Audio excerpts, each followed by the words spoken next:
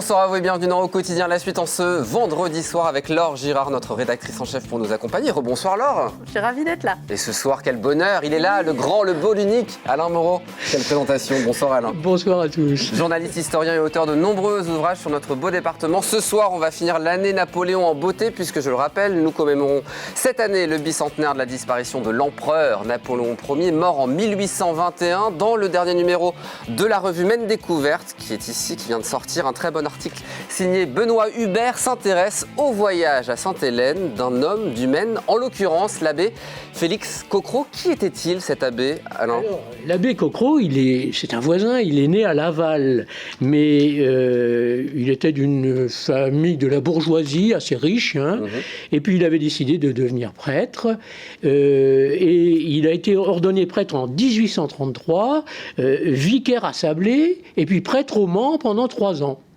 Et puis, il aimait beaucoup, il voulait faire carrière en fait dans la prédication. Et il était doué, il était très bon. Il est donc parti à Paris, il a prêché à Paris, la reine Marie-Adélaïde, la femme de Louis-Philippe, est venue l'écouter.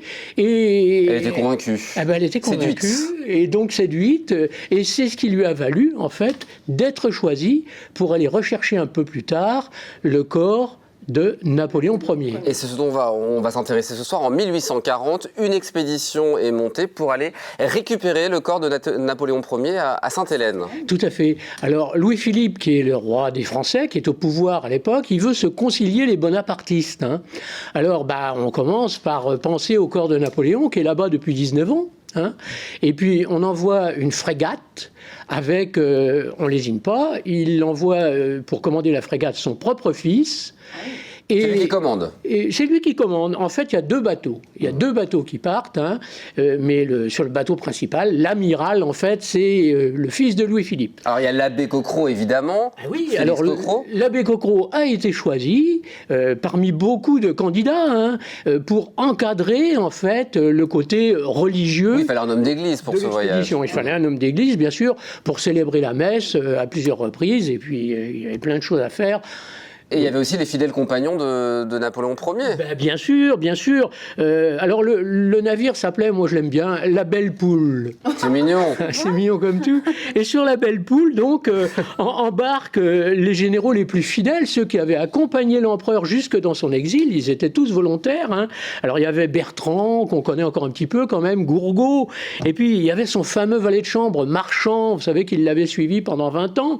Et puis il y avait même son Mamelouk Ali, le fameux Mamelouk Ali. C'est quoi Mamelouk ? Alors, le Mamelouk, c'était un arabe qui ne quittait jamais Napoléon Ier, qu'il suivait partout, aussi bien sur les champs de bataille. C'est un serviteur, Il était partout et il a encore été à Sainte-Hélène. Il y a une fameuse scène, vous savez, où le gouverneur de Sainte-Hélène veut voir Napoléon Ier et il rentre à Longwood et on lui dit on ne sait pas si l'empereur va pouvoir vous recevoir.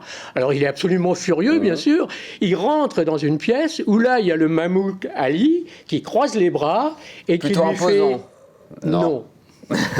Et il ne rentrera pas, bien sûr, tout gouverneur de Sainte-Hélène qui soit. Mais ça nous amène loin de notre sujet. Parlons de ce trajet. 3 mois pour rejoindre Sainte-Hélène. Alors, c'est la belle vie. Notre petite tribu, notre petit groupe fait un beau voyage. Malaga, Cadix, Madère, les Canaries ou encore Saint-Salvador de Bahia. Il y a même des étapes qui n'étaient pas prévues au départ qui vont faire. Oui. Et il y en a même qui ne veulent plus repartir. Parce qu'il y en a qui tombent amoureux. Alors, c'est une croisière. Elle a raison. Presque, oui. On peut dire que c'est la belle vie sur la belle poule, parce que tout se passe bien. C'est pas très impérial quand même comme nom.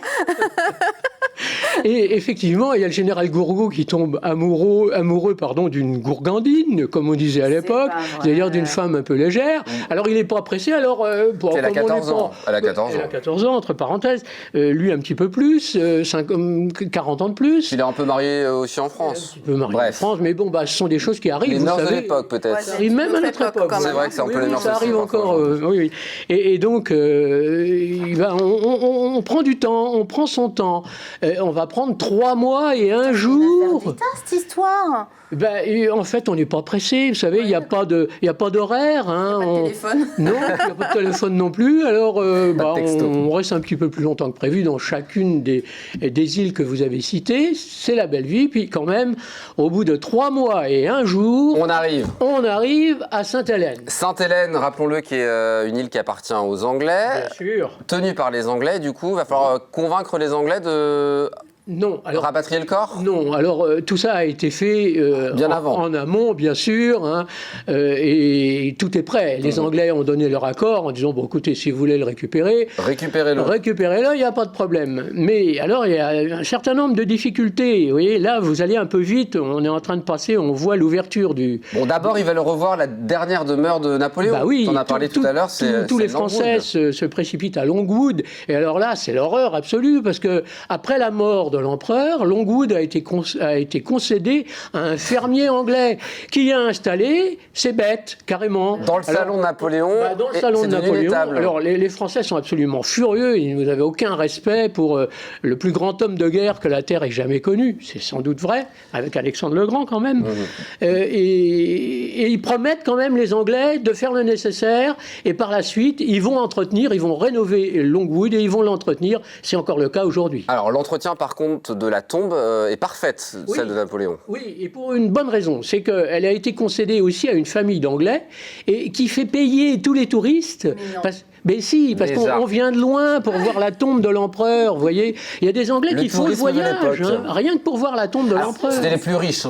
Alors évidemment, c'était les plus riches, ça coûtait très cher un voyage comme ça, En évidemment. 1840, c'était pas le même Mais tourisme c'était une qu'aujourd'hui. aventure aussi, donc voilà. Alors la tombe est parfaitement entretenue et là, les Français sont contents. Alors, on va vouloir évidemment exhumer le corps, ouvrir le cercueil. Alors oui, mais ça se passe pas comme ça. Ah. Alors on arrive à Longwood, je suis en train de chercher la date, hein, le 8 octobre. Et puis il se passe quelques jours quand même. Et puis le 15 octobre, la tension monte parce que on va procéder à l'exhumation du cercueil. Tout a été préparé. Il y a là une quarantaine de soldats anglais qui, dans un premier temps, rendent les honneurs à l'empereur, et puis ils vont faire ensuite tout le travail, c'est-à-dire qu'il va falloir ouvrir... Il faut casser les dalles. Ah bah oui, parce que c'est très compliqué. D'abord, on enlève les grilles qu'il y a tout autour. Hein. Ensuite, on casse les 3 dalles qui font un poids terrible, des tonnes et des tonnes. Et puis un cercueil en plomb. Alors, on a commencé la cérémonie d'exhumation à minuit. Pensez donc à minuit.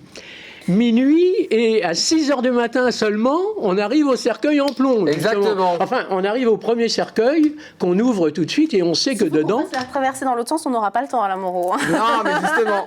Et qu'est-ce qu'on trouve dans le cercueil, Alain? Alors, dans le cercueil, on trouve un cercueil en plomb, on l'a Voilà. dit, il faut le dessouder, et ensuite, il y a le cercueil final, le cercueil de l'empereur. Mais est-ce le corps de l'empereur? Alors, justement, les Français ont demandé à voir le corps de l'empereur. Et les Anglais ont été très étonnés de la demande. Donc, les Français veulent être sûrs que c'est bien le corps de Donc Napoléon alors, Ier. est-ce le corps de Napoléon qui était dans le cercueil? Eh ben, ça, on le dira la prochaine fois. Voilà, c'est ce que j'attendais. Ça, moi je Merci m'attendais à ce que beaucoup, vous Alain. sortiez la clé 12, Eh non.